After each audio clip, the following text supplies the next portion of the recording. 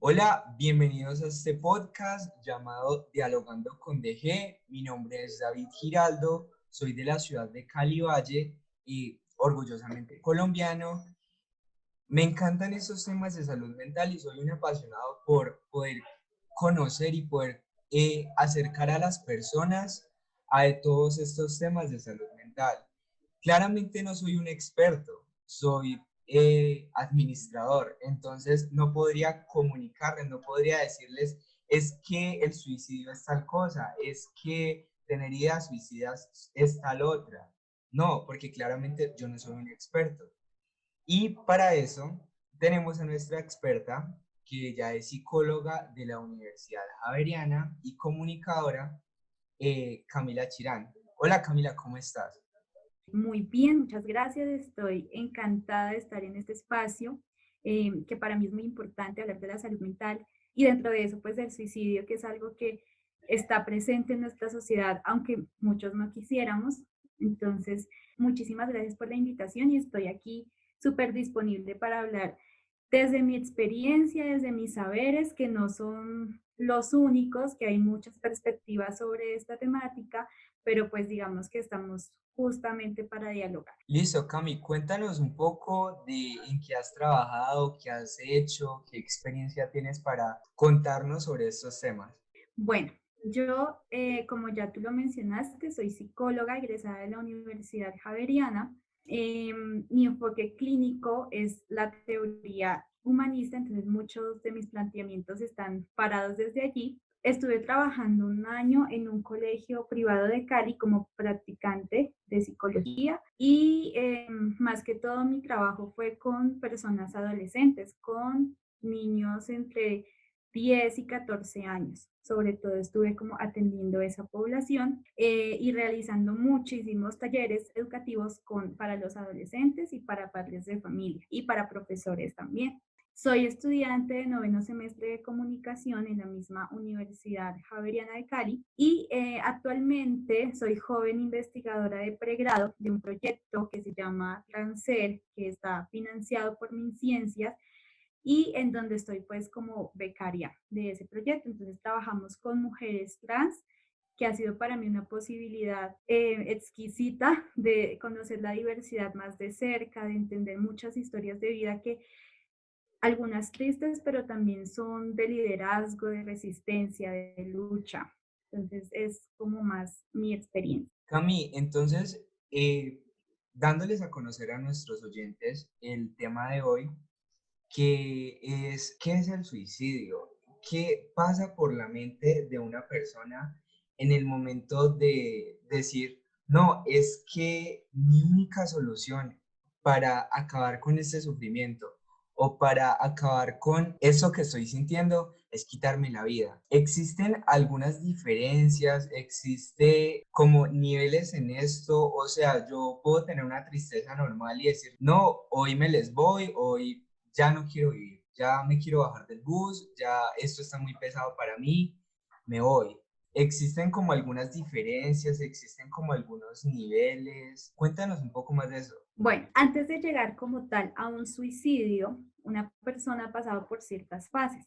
Entonces, lo primero es una ideación de muerte. La ideación de muerte hace referencia como esos pensamientos que, bueno, ¿y qué pasaría si yo me muriera? ¿Qué pasaría? ¿Cómo quedaría mi familia? ¿Cómo quedarían mis amigos? ¿Qué sentirían? Eso es ideación de muerte. Después de una ideación de muerte, se puede pasar a una ideación suicida. ¿Qué significa?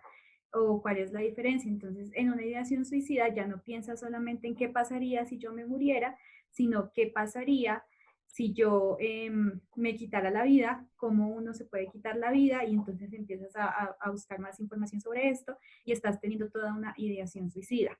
Después de una ideación suicida, se puede pasar ya a lo que es un plan suicida.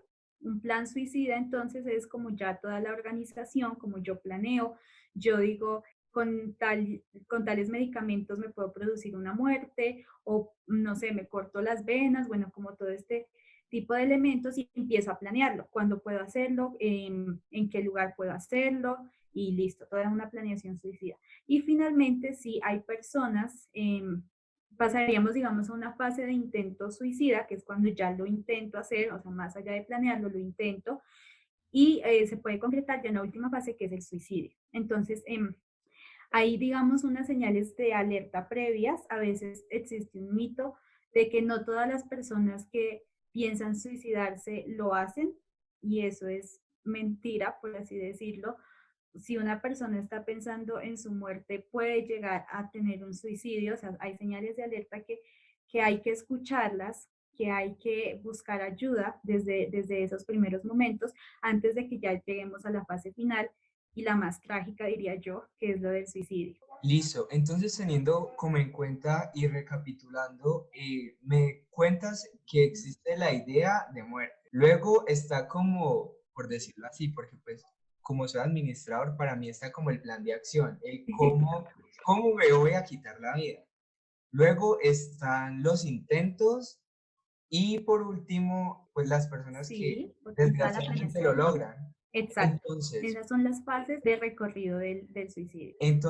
Comencemos como tratando de desglosar un poco todas estas ideas.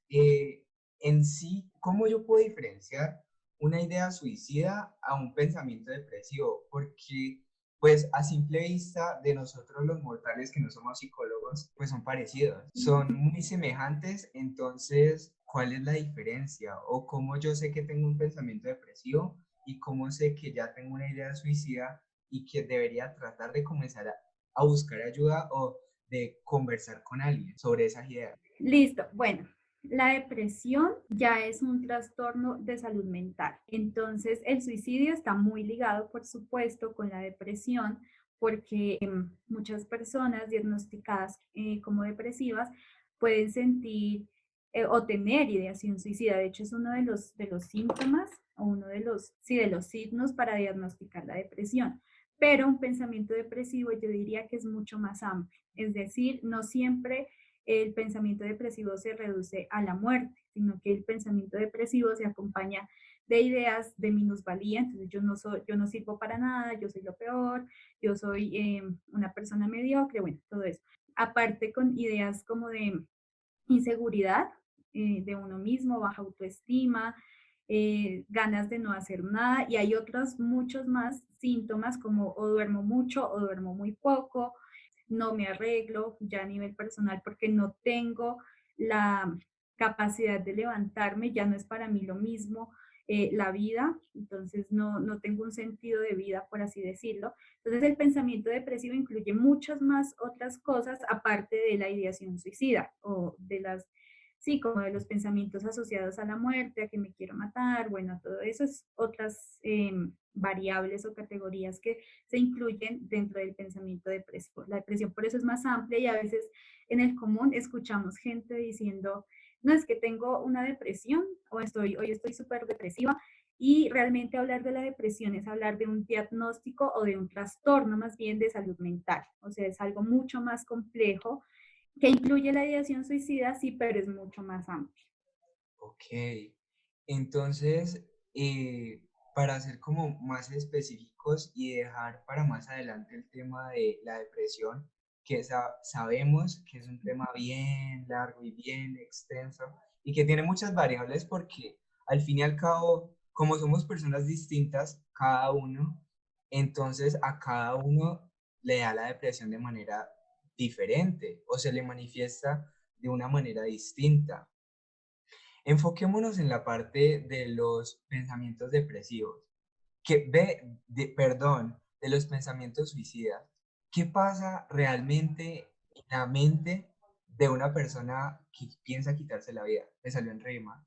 Bueno, existen unos factores de riesgo que pueden hacer que algunas personas tiendan a pensar en el suicidio, o a planear su suicidio, o incluso a cometerlo.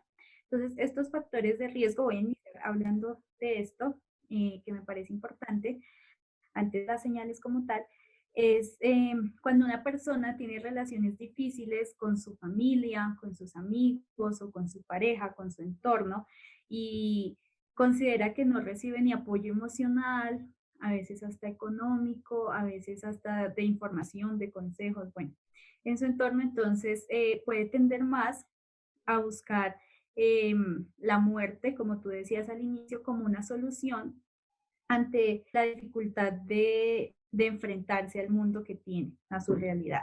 También en Colombia, por ejemplo, que vivimos lo del conflicto armado, eso puede ser también un factor de riesgo. Hay personas que tuvieron un trauma asociado o a un desastre natural o algo así que tiene que ver con la guerra y conciben el suicidio también como una salida, como una alternativa. Por ejemplo, personas que les mataron a sus familiares en medio de un combate, bueno, o sea, como todo lo que como colombianos hemos pasado, puede ser un factor de riesgo. También, y esto lo he vivido mucho gracias a mi trabajo con las mujeres trans, cuando existe discriminación, ya sea por tu sexo, por tu raza, por tu nivel socioeconómico, por tu orientación sexual, por incluso por la identidad de género, que es lo que te decía ahorita con mujeres trans, pues a veces la vida no se ve tan fácil. Entonces es como muy doloroso tener que salir a la calle y ser juzgado por ser quien eres o por cómo elegiste ser. Y entonces termina eso convirtiéndose en un factor de riesgo y que las personas sean más propensas a tener ideación suicida. Cuando tienes un trauma psicológico también, o cuando has pasado por una situación de abuso, por ejemplo, de abuso ya sea sexual, ya sea físico, o de una violencia en tu niñez, en tu adolescencia o en algún momento de tu vida, también se considera como un factor de riesgo para que puedas experimentar ideación suicida o incluso se cometa el acto suicida. Y a veces también las personas cuando son muy solitarias, cuando viven aisladas, digamos, no tienen un círculo de amigos que los apoyen o sí, como que reuniones familiares de amigos, bueno, ¿no? Y vives casi que en aislamiento, entonces también hay más como propensión a experimentar ideación suicida. Correcto. Es que la verdad el hecho de tener como un círculo de ayuda y como de tener estas personas que estén cerca de ti, que te ayuden, que te entiendan, es muy, muy, muy, muy, muy importante porque realmente el ser humano está hecho para ser en sociedad, por eso es que es tan importante que desde el colegio nosotros aprendamos a trabajar en equipo y a ser personas y a construir amistades que nos sirvan y que vayan creciendo en conjunto con nosotros, porque no es necesario que tengamos amistades de 20, 30, 40 años de diferencia. Sería bueno porque nos aportan como algún grado de madurez, pero no es que sea necesario y realmente nosotros necesitamos como el hecho de ir creciendo entre todos y como sociedad para poder entender que estas temáticas y estas cosas son difíciles y que en sí la vida es difícil, no solamente para mí que tengo 15 años y que tengo problemas con mi familia, sino que es difícil para todos. Y el hecho de que tengas 15 años y sea difícil para vos, quiere decir que para tus amigos de 15 años o para las personas de 15 años también es difícil. Que el hecho de que vos tengas 24 o 25 y que no te hayas casado, no tengas hijos, porque es el estigma que tiene la sociedad para las personas que tenemos entre 18 y 25, que no sabemos ni siquiera qué hacer, porque hay unas personas que ya tienen hijos, que ya están casados, que ya terminaron la universidad, hay otros que ni siquiera la hemos comenzado, entonces como que todas esas cosas hacen que la vida para todos sea difícil y el hecho de tener ese círculo de personas pues es importante y está chévere porque nos ayuda a poder entender que necesitamos crecer en sociedad y que necesitamos poder tener ese círculo de confianza y que podemos estar en conjunto con nuestras personas. Listo. Sí, totalmente de acuerdo, David.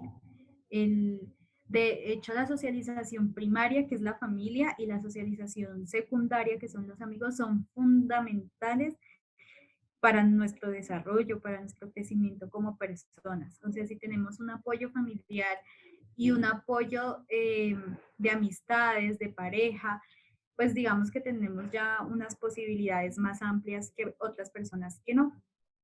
Sí, Cami, hablando justamente de las personas trans que nos hablabas ahorita al principio, esas personas, y no solamente esas personas, ese tipo de población, sino como en general la comunidad LGBTQ+, tenemos como esa segunda Ujú, familia, sí. porque muchas veces nuestra familia, nuestro círculo primario, como me decías ahora, no nos apoya. Entonces nosotros lo que hacemos es refugiarnos en nuestra familia elegida, en nuestra familia que viene siendo nuestros amigos que nos ayudan a buscar esa ayuda, por lo menos en el caso de las personas trans, para buscar hormonas, para buscar su propia identidad, porque no hay una manera de ser trans, hay millones de maneras de ser trans. Lo mismo que no hay una sola manera de ser gay o lesbiana o el resto de las letras de el LGBT. Eso es un abecedario larguísimo. Entonces, está genial porque el hecho de poder tener ese círculo, el hecho de poder estar como con esas personas nos ayuda y hace que tal vez el riesgo del suicidio sea muchísimo menor, porque tenemos a alguien que está pendiente de nosotros. Y ese alguien puede que no sea nuestra mamá, pero puede que sea nuestra mamá de nuestra segunda familia o nuestro hermano de nuestra segunda familia. Entonces, está genial eso. Sí, sí, claro.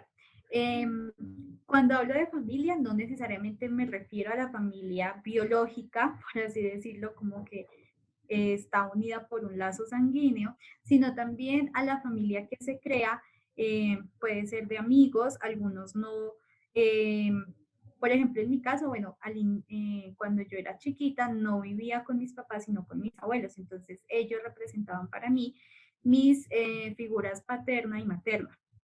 Y en el caso de las comunidades trans o LGBTIQ, como tú lo planteas, también la familia se reorganiza. Es una nueva organización de familia. De hecho, las mujeres trans, hay algunas lideresas que se titulan como madres. Entonces, yo soy la madre de tal casa y permito que mis hijas vengan aquí, o sea, mis hijas que son mis compañeras trans, vivan aquí, yo las apoyo y no es solamente un apoyo económico, porque digamos que eso también está muy ligado con algunas redes de prostitución, no siempre, pero sí en algunos casos. Y yo las apoyo económicamente, pero también emocionalmente. Y estamos en la calle porque la familia no la aceptó, la sacaron de la casa y aquí en la calle sobrevivimos juntas. Entonces yo la apoyo y es un respeto que, digamos que entendemos diferentes las personas cis heterosexuales.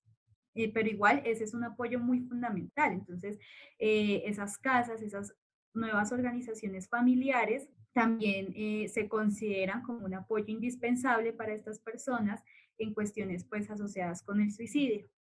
A mí, ¿existe algún tipo de predisposición genética a tener tendencias suicidas? O sea, me explico un poco más, porque esta pregunta es como muy técnica. ¿Existe en nuestros genes algo que diga como que vas a tener ideas suicidas más adelante? Bueno, eh, hay un fenómeno, lo voy a decir en esos términos, que se llama como depresión genética. Y entonces hay personas, de hecho, hace un tiempo dieron un caso en Séptimo Día, es un programa periodístico colombiano, en el que tocaban ese tema. Y había una chica que teniendo el apoyo familiar, que por ejemplo ahorita mencionábamos, teniendo un apoyo familiar, teniendo un círculo de amigos muy fortalecido, toma la decisión de suicidarse. Y ella, antes de hacerlo, deja una carta y dice, es que no es por ustedes, papás, o sea, ustedes no me fallaron, no es porque yo no haya tenido amigos, no, o sea, es simplemente que yo tengo una sensación de que en esta vida no soy feliz y no porque no lo tenga, porque lo tenía todo, sino que tenía que ver con algo más genético. Y entonces cuando empezaron a hacer la investigación se dieron cuenta que ella sufría de una depresión genética y un tío de ella y un abuelo de ella habían fallecido antes por suicidio también. Entonces, si hay una predisposición genética, sí, pero tiene que ver entonces con el tema de la depresión genética, que sí sucede, digamos. Y hay muchos estudios interesantes sobre esto, como qué personas pueden estar más predispuestas a suicidarse, y entonces tiene que ver con lo que te mencioné hace unos minutos, si naces en un contexto Claro que bueno, digamos que no tendría que ser como tal genético, pero sí hay unas predisposiciones, o sea, no todo el mundo tenemos las mismas posibilidades, si así lo decimos, o el mismo probabilidades más bien de suicidarnos. Entonces, tiene que ver también con cosas de tu contexto, pero también, por supuesto, con algo de genética en algunos casos.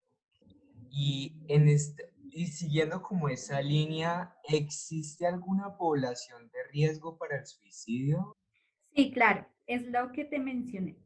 La población de riesgo, bueno, hay algunos estudios que lo han planteado en términos de género, como si hay un género que sea más predispuesto a sufrir o una tendencia pues al suicidio.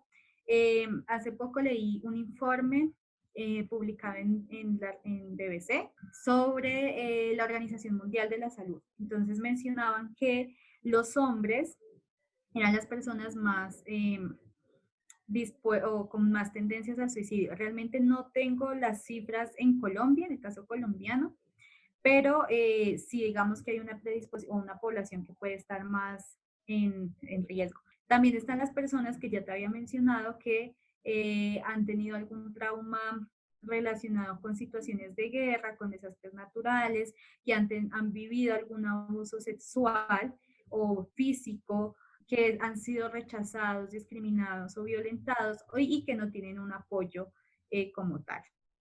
Cami, en el caso dado, hablando de cifras, me encontré un estudio que hablaba sobre los intentos de suicidio. Yo sé que tal vez como, pues no es lo mismo, pero semejante. Es una manera como de Sí, medir sí. que mide el Ministerio de Salud las personas que han intentado suicidarse desde el 2009 hasta el 2016 y lo tenemos por edades, lo que quiere decir que más o menos las personas que más intentan suicidarse, y es preocupante, porque son los niños de 15 a 19 años. En total han sido alrededor de 114,45 personas que han intentado suicidarse, comenzando en el 2009 con un 2,53. Es preocupante ver que el El- suicidio se ha multiplicado como por el 57%. O sea, se ha multiplicado y ha venido exponencialmente creciendo y es una cosa bárbara que en el 2016 tanta gente haya intentado hacerlo. Y en el caso del género, leía también en este mismo estudio que decía que de cada hombre que intenta suicidarse, dos mujeres lo hacen. Entonces es preocupante y es de entender que las mujeres sufren muchísimo más que los hombres. Y es entender y que nosotros como hombres podamos entender y podamos, aunque no seamos heterosexuales, poder hacer respetar a nuestras mujeres, poder decir que, oiga, lo que usted está haciendo está mal hecho. Oiga, es que decirle que está re buena a una mujer que no le ha pedido su opinión no está bien. Porque la mujer no tiene que estar re buena para usted, hombre, que está en la calle. La mujer tiene que estar buena para ella y para de la manera en la que ella pueda sentirse bien. No es necesario que una mujer tenga que estar por ahí en la calle haciendo felices a los hombres porque no es el plan y no es la idea. Y es preocupante también esa cifra de que las mujeres lo intenten el doble y tal vez lo logren el doble que los hombres. Sí, claro. Entonces, pues lo que nos indican esas cifras o esos datos cuantitativos que nos das, también tiene que ver un poco como con nuestra organización social y todo lo que tú dices. Entonces, claro, habría que buscar una explicación. Yo puedo, no, pues no con seguridad, pero sí creería que en gran parte el dato o la diferencia entre los géneros masculino y femenino con respecto al suicidio puede estar asociado a eso, a las diferentes violencias bueno, que nos azotan a diario a las mujeres, pero que también sin duda alguna limitan la posibilidad de acción de los hombres. Yo pienso que toda la sociedad del patriarcado y las ideas machistas que tenemos también terminan afectando a los hombres, porque entonces no te puedes vestir de esta forma, porque entonces no puedes decir aquello, porque ya van a empezar a dudar de ti, si eres hombre o no lo eres. Entonces también termina afectándonos, digamos, a los dos géneros y es algo que sin duda alguna yo soy partidaria, se tiene que romper, se tiene que modificar, tenemos que transformarnos como sociedad porque ya lo que tenemos no es suficiente para la vida en común, digamos.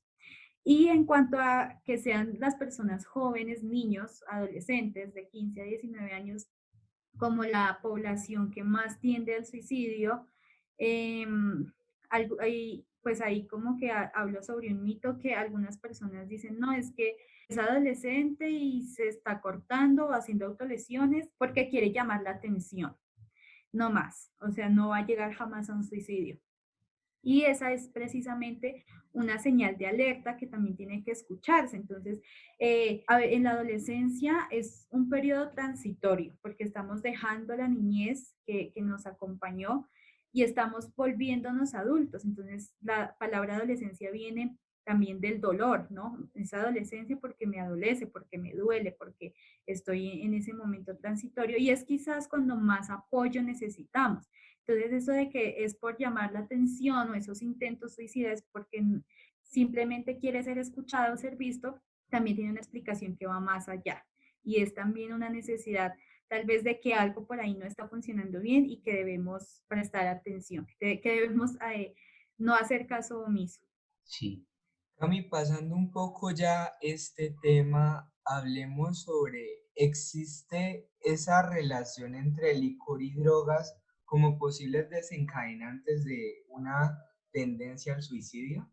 Eh, el alcohol y algunas sustancias psicoactivas también, una vez haya pasado su efecto, son depresivos. Siempre al otro día de que ingieres licor, estás en una depresión, o sea, algunos lo llaman como el guayabo nervioso o cosas así, pero es porque precisamente las sustancias psicoactivas generan esa sensación de depresión. Y eso obviamente puede estar luego ligado, como te decía, con tendencia al suicidio. Entonces, por eso son sustancias que también tenemos que prestar atención, que el ingerirlas y tal vez el cigarrillo y el licor son aceptadas socialmente, pero también tienen unas implicaciones en nuestra salud física y mental. O sea, no porque no estén prohibidas quiere decir que sean buenas para nosotros, porque pues generan, como te digo, consecuencias o secuelas en nuestra salud física y mental, por supuesto. Entonces,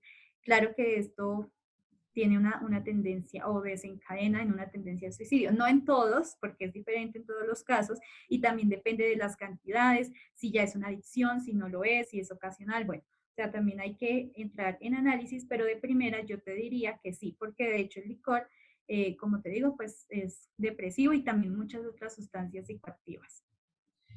Cami, y si yo tengo esa tendencia a la depresión y algún familiar mío se suicida, ¿es posible que en mí despierte ese deseo?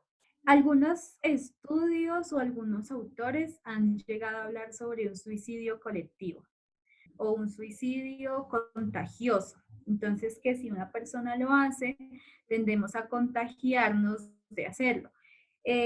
Digamos que no es algo como tal verificado o que yo pueda decir aquí con certeza, pero sí se ha visto en muchos casos. De hecho, creo que fue el año pasado que en una universidad privada de Colombia hubo el caso de un chico que se suicidó, que se lanzó de un edificio y días, semanas después, muchos empezaron a querer hacerlo. No lo culminaron, o sea, no es que lo hayan llevado al acto porque, digamos, ya se habían implementado estrategias para prevenir, para que actuaran en esas situaciones, pero sí muchos intentaron hacerlo.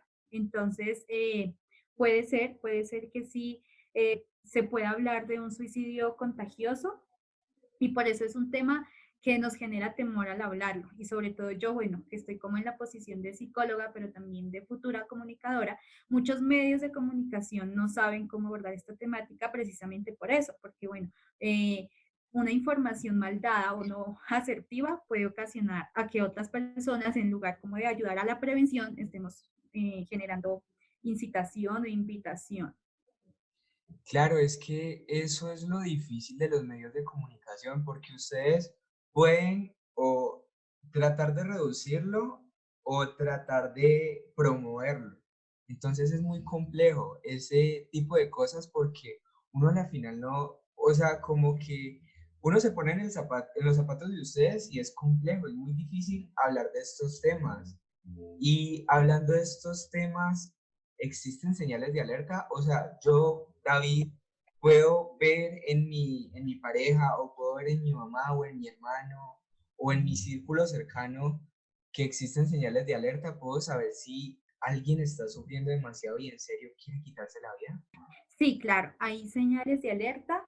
Te voy a mencionar ahorita algunas conductas que también para quienes nos estén escuchando, si identifican esto en ustedes mismos o en alguien que conocen, pues es momento de pedir ayuda y pues porque no podemos, digamos, hacer caso omiso a muchas señales. Entonces, en primer lugar, pues están los pensamientos o los planes de autolesión. Entonces, las personas que se autolastiman, que se cortan o que por lo menos tienen la idea de hacerlo, es una señal. Segundo, si hay algunas alteraciones emocionales graves. Entonces, si estoy eh, demasiado triste, digamos, o bueno, como que me siento muy lastimado, muy herido, o alguna persona está pasando por alguna alteración emocional muy fuerte. Si hay desesperanza, y esto tiene que ver o está muy ligado con los pensamientos depresivos que tú me mencionabas al inicio, y es que creo que la vida no tiene sentido. A veces empezamos a escuchar personas, o por lo menos a mí me ha tocado algunos eh, pacientes, por así decirlo, como personas que han llegado a consultarme y llegan con la idea de que es que ya pasé la edad como de mis 25 años, entonces ya no sé qué me liga la vida, ya me quiero ir, ya no sé para qué estoy aquí, no tengo un sentido de vida, algo que me ate. Entonces, esa es también una señal de alerta. Sí, hay personas que están en estados de extrema violencia o se sienten muy alterados. Entonces, o están en un contexto de extrema violencia también. Por ejemplo, en el informe que nos presentabas hace un momento, había algo también sobre violencia intrafamiliar. Bueno, todas estas situaciones de violencia también son señales de alerta, las alteraciones de extrema violencia. Personas que están muy ensimismadas, o sea, que no salen de sí mismos, que están aislados, que no exteriorizan, que no cuentan, que no hablan, también puede ser una señal de alerta, o que no se comunican. El aislamiento social, es decir, que, bueno, estoy ensimismada y aparte de eso no socializo, no tengo amigos, no quiero salir de mi casa, bueno, pues ahorita por la cuarentena, pero digamos, o de mi cuarto, entonces, y no quiero que nadie entre a mi vida, también puede ser una señal de alerta.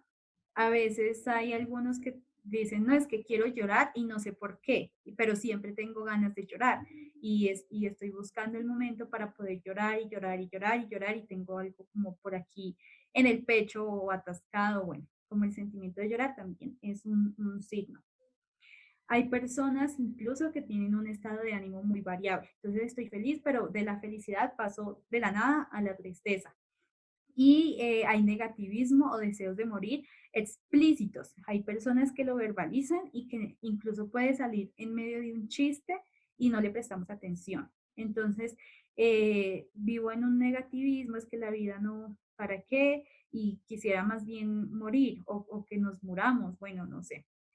Eh, ya no tengo, o si hay una pérdida de interés en las cosas que antes me gustaban. Si a mí antes me gustaba ir a, no sé, practicar baloncesto y ahora ya no le encuentro el sentido a eso y ya no me gusta nada de lo que tengo, también es una señal de alerta.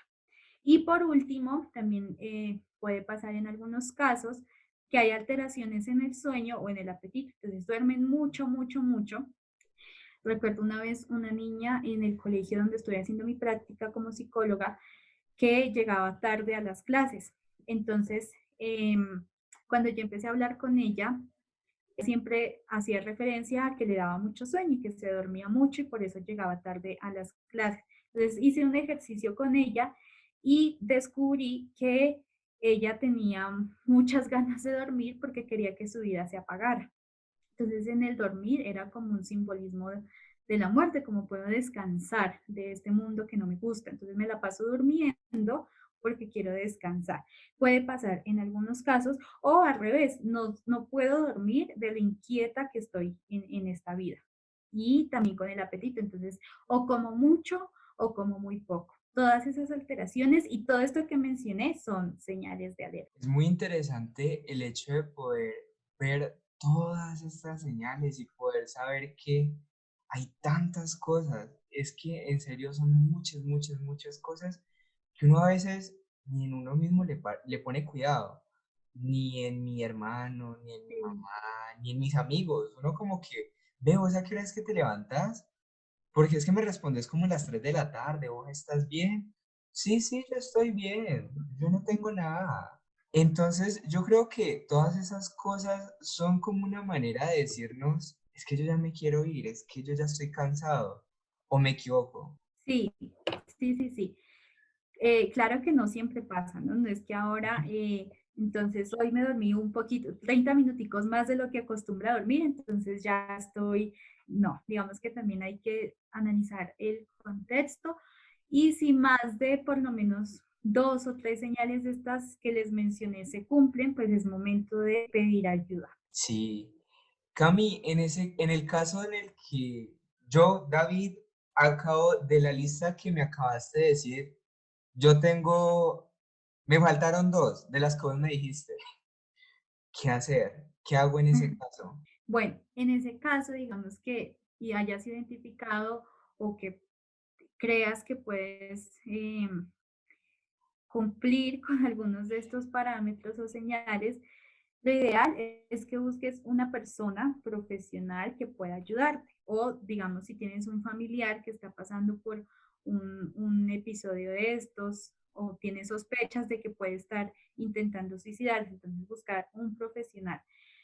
¿Cómo hacerlo? Pues mediante cada uno su EPS o pueden buscar profesionales, psicólogos particulares o incluso hay líneas telefónicas como por ejemplo la línea 106, que creo que es, que atienden siempre tu llamada como para eh, que están ahí 24/7 y que hay profesionales disponibles de forma gratuita y que ellos ya te remitirán o te dirán sí, no, pues porque depende también mucho del caso, ¿no? Como individual. Entonces, lo que te digo, hay que hacer un análisis y bueno, entonces te empiezan a hacer preguntas, ¿listo? Y según eso, pues ya te remiten o no. Entonces está la línea telefónica o hay algunas páginas web incluso que son muy buenas para eso. Entonces, por ejemplo, conozco una que se llama háblalo.com y es como te ofrecen algunos artículos donde puedes enterarte y también un foro para que tú puedas escribir lo que sientes. Hay muchas posibilidades como para esto. Cami, en el caso en el que yo como papá, yo como tío, yo como novio, encuentro que mi pareja, mi hijo, mi sobrino, mi ahijado, está pasando por algo de eso. ¿Cómo se está pasando por alguna de estas situaciones? ¿Cómo puedo acercármele o qué puedo hacer en ese caso?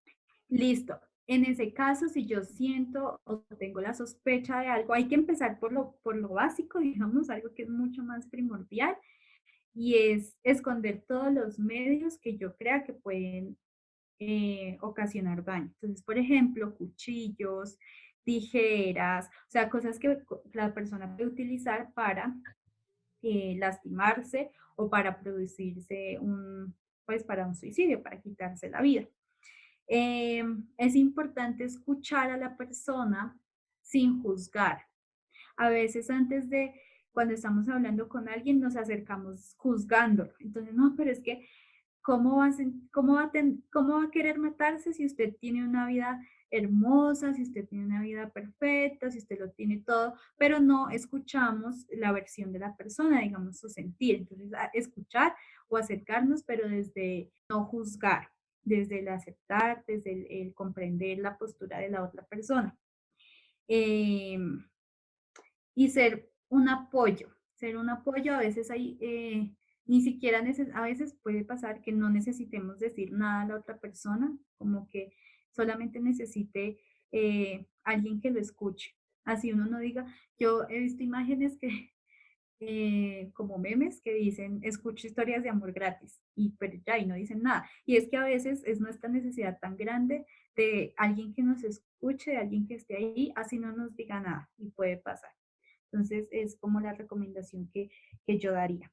Cami, y entonces existe alguna señal que nos prenda el foco rojo, que nos diga, mi familiar está pasándola, o mi amigo, o yo la estoy pasando muy mal y tengo que llamar ya a un psicólogo, tengo que comunicarme al 106 acá en Colombia, debo buscar esta página, háblalo, o en cada uno de nuestros países buscar como la manera de poder conversar con alguien?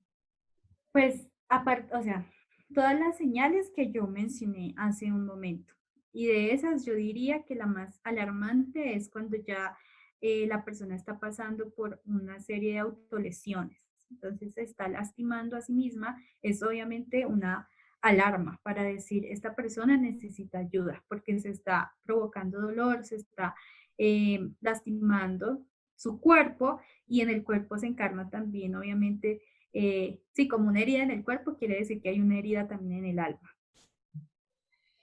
Sí, Cami, yo buscando un poco al respecto de ese tema y para también poder aportarte un poco, encontré una técnica que decía para poder conversarlo con alguien, que decía que lo que debemos hacer es preguntar específicamente si la persona en algún momento ha tenido como ese deseo de quitarse la vida o ese deseo de bajarse del bus, como lo digo yo coloquialmente, tratar de convencerla, que sería el segundo paso, para que entienda que no está solo, principalmente, que esa persona tiene a alguien en quien puede apoyarse en los momentos en los que no sienta que puede más con su vida, que sienta que es importante y que es valiosa, porque muchas veces lo que siento que nos pasa es que sentimos que no nos sentimos validados por la sociedad, que no nos sentimos valiosos o que no nos sentimos como importantes para alguien, entonces nos sentimos solos y nos vamos encerrando, encerrando, encerrando, encerrando, encerrando, hasta ese punto en el que si nadie me escribe, si nadie se da cuenta que yo estoy mal, voy buscando como todas esas cosas y me voy ensimismando y voy abriendo y voy haciendo un muro y se va haciendo más grande, más grande, más grande, más grande. Y también ya en el caso dado de que logremos convencer a esa persona de que es importante y que es valiosa, tratar de buscarle ayuda psicológica lo más rápido posible. Tratar de que esa persona hable con un profesional, porque está bien que tenga nuestro apoyo, pero así, así la persona sea la psicóloga, pues considero que es más importante que lo vea alguien externo. Ahí me corregirás, Camila, si de pronto me Sí, equivoco. Es mejor, ¿cierto? sí, claro. Lo que tú dices, bueno, yo digamos, soy psicóloga, pongámoslo así, tengo una persona, un hijo, que está manifestándome señales de suicidio o intento de suicidio, bueno, que por lo menos tiene la ideación suicida. En ese caso es muchísimo mejor que una persona tercera intervenga, porque yo como familiar puedo tener también, digamos que no hay mucha neutralidad o imparcialidad en el trato con esa persona. También ahí influyen mis demonios, mis brujas, por así decirlo, internas, mis heridas internas, eh, en el trato pues con ello. Pero obviamente es indispensable que se cuente con el apoyo del círculo primario de la persona. Yo creo que lo que decía Cami, tratando de complementar, esa persona está como sesgada porque lo conoce y dice, no, pero es que esa persona lo tiene todo, ¿no? Es que esa persona, y como dice el dicho, los ricos también lloran. Las personas que lo tienen todo también sufren. Las personas que son, tienen doctorados también sufren, también tienen problemas, también tienen frustraciones Claro, por que no supuesto. logran gestionar. Entonces, para tratar de cerrar ya este capítulo que ha estado increíble y Cami nos ha aportado cosas demasiado importantes, quiero agradecerle a Cami por darnos tanto en qué pensar, por darnos a entender que esas personas realmente sufren, que esas personas realmente la pasan mal y que el hecho de buscar esta manera de terminar con su vida es una manera de decirnos como que debemos preocuparnos más por nuestras personas con las que estamos, debemos preocuparnos más por nuestros amigos, tratar de cerrar un poco más este círculo y de poder ser más unidos, porque realmente eso es lo que necesitamos. Necesitamos poder tener esos círculos de confianza, poder tener estas personas que estén con nosotros. Y la verdad, nos vemos en el próximo capítulo. Mi nombre es David Giraldo. Recuerden seguirnos en nuestras redes sociales como @dg_estorcali en Instagram y a Cami como @Camila Chirán en Instagram también. Nosotros nos vemos en el próximo capítulo. Bueno, nos escuchamos en el próximo capítulo. Que estén muy bien. Hasta luego.